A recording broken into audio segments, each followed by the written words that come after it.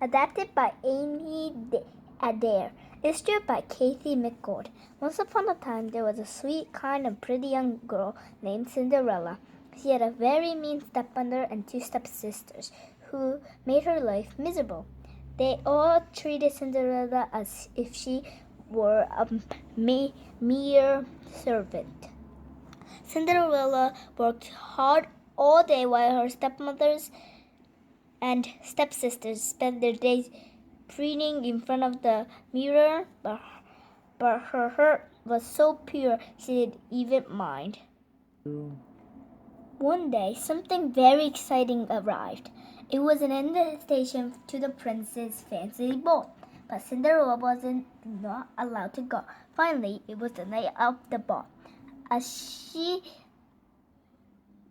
the stepmother and her daughters climbed into the coach and rode off to the ball, Cinderella began to cry. Why must I stay at home and sweep up the hearth while everyone else goes to the ball? Am I not as good and kind as everyone else? Cried Cinderella to herself.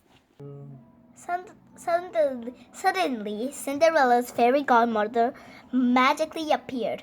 Do not cry, the fairy said sweetly. Tonight you shall go to the ball. Cinderella was so happy she thought she would burst. Then she was sad again.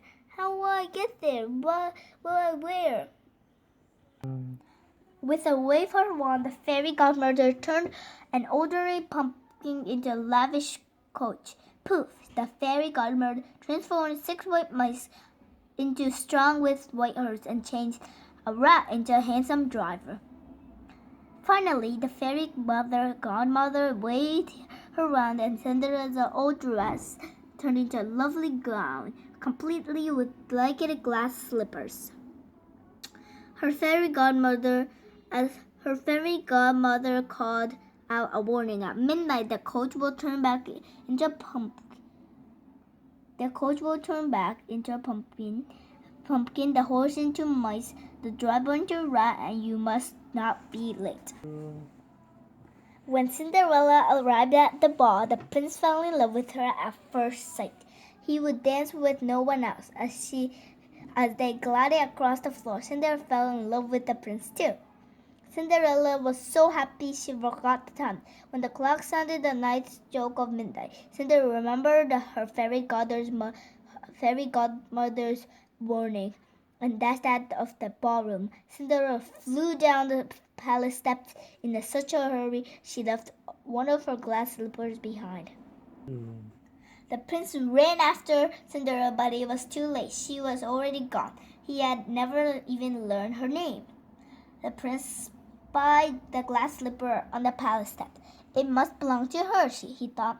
He vowed to find the slipper's mystery owner.